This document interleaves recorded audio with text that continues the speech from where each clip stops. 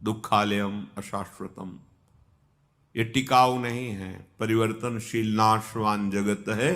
इसमें जो कुछ भी है सब परिवर्तनशील और दुखमय है, ऐसा समझो। वृंदावन दृढ़ प्रीतिम नालम चालितुम हिमाम, अगर मेरी प्रार्थना मान लो, श्री वृंदावन में आकर के रसिकों के संग से वृंदावन रजरानी और युगल जोड़ी श्री श्यामा श्याम के चरणों में अविचल प्रीति प्राप्त करो, तन मन दोनों से वृंदावन का सेवन करो, अभी शांति प्राप्त हो जाएगी। अभी आनंद जिसकी हम खोज जन्म जन्मांतरों से कर रहे हैं उसका अनुभव हो जाएगा। कल किसी ने प्रश्न किया कि भगवत प्राप्ति हो जाती है तो हम कैसे जानेंगे कि हमें भगवत प्राप्ति हो गई है?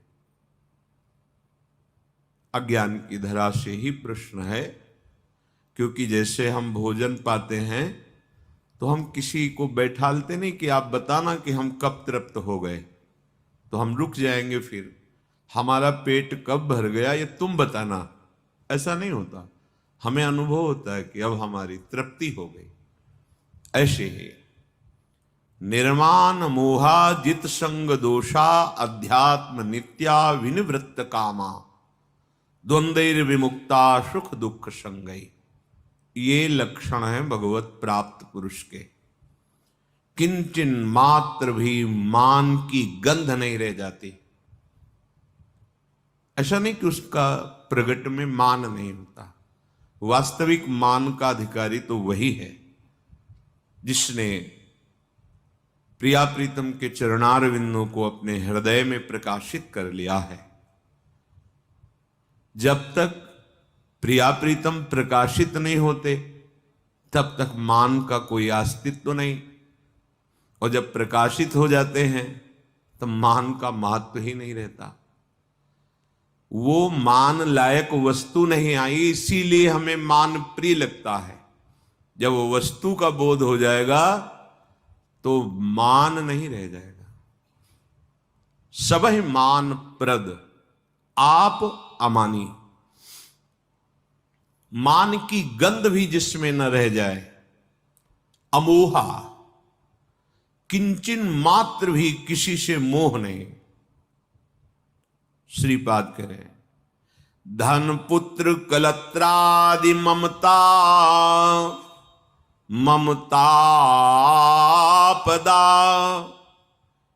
इति विक्त्वाखिलम वृंदावन मेव च मे वरम। ए भाई, स्त्री में, पुत्र में, पति में, संसार के संबंधों में जो तुम ममता कर बैठे हो, यही अज्ञान तुम्हें जला रहा है, तुम्हारी दुर्गति कर रहा है। ये विशुद्ध पराविद्या के रहस्य को जानने वाले महापुरुष हैं। ए भाई, तुम जो शरीर में, शरीर संबंधियों में ये ममता कर लिए हो, यही तुम्हारी दुर्गति का कारण है। ममता ममतापदा, यही तुम्हें दैहिक दैविक भौतिक ताप प्रदान कर रही है। इति व्यक्त्वाखिलम वृंदावन मेव च मे वरम। मेरी बात मान लो, सब में भगवत भाव करो, सब में ममता मत करो। समता सब संसार में, ममता नित्य विहार में। ममता किशोरी किशोर जो में, एक अहमता ममता ये जग में है दुखदाई, ये जब श्री जी की ओर लगे तो होत परम सुखदाई। तात मात सुत दार देह में मति अरुझय मति मंदा, हित किशोर को होय चकोर तू लख वृंदावन चंदा। ये तुम्हारा जन्म वृंदावन चंद युगल सरकार की प्राप्ति के लिए मिला है। सब में भगवत भाव करो, सबकी सेवा करो, पर मोह जनित ममता नहीं। तो जिसको भगवत प्राप्ति हो जाती है, मान की गंध नहीं होती और मोह किसी में नहीं होता। वो ममता रहित महापुरुष होता है। किसी भी संग का कोई भी प्रभाव उस पर नहीं पड़ेगा। जित संग दोषा, चाहे जितनी प्रतिकूल परिस्थिति, प्रतिकूल व्यक्ति, प्रतिकूल वस्तु हो, या अनुकूल परिस्थिति, अनुकूल व्यक्ति, अनुकूल वस्तु हो, उसके हृदय में कोई हलचल नहीं होगी, ना नकारात्मक ना सकारात्मक, ना प्रियता ना अप्रियता। जित संग दोषा। क्यों? ऐसा क्यों?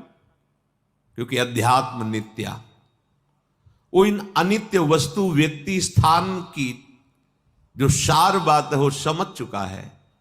एकमात्र भगवान सत्य है। ये व्यवहार का जो उत्तम अधम, प्रिय अप्रिय, अनुकूल प्रतिकूल, उष्णता शीतलता, निंदा स्तुति, ये सब मायाकृत है। तत्व का अनुभव होने के बाद उसमें किसी से ना मान की चाह, ना किसी से मोह और ना किसी का प्रभाव। जित संग दोषा, एक रस स्थिति। क्योंकि अध्यात्म नित्या, अध्यात्म कहते हैं स्वरूप। जो आत्म स्वरूप है ये अध्यात्म मार्ग, बोले आत्म मार्ग है, ये परमात्मा मार्ग है। और नित्य आत्म स्वरूप में स्थित रहता है। इसलिए बाहरी व्यवहार होते हुए भी उस पर कोई असर नहीं पड़ता। विषयान ग्रहणन तो मुंचन्तु वा, या बहिर्मुख पुरुषों के बीच में, या घोर विषयी पुरुषों के बीच में, या एकांत गुफा में, कोई फर्क नहीं पड़ता। अध्यात्म नित्या, क्योंकि वो जित संग दोषा हो गया है। किसी भी संग का कोई भी प्रभाव भगवत प्राप्त महापुरुष के हृदय में नहीं पड़ता, क्योंकि आत्मस्वरूप अपने प्रभु में आसक्त रहता है। सब में अपनी प्रभु की झांकी और विधान देखता है।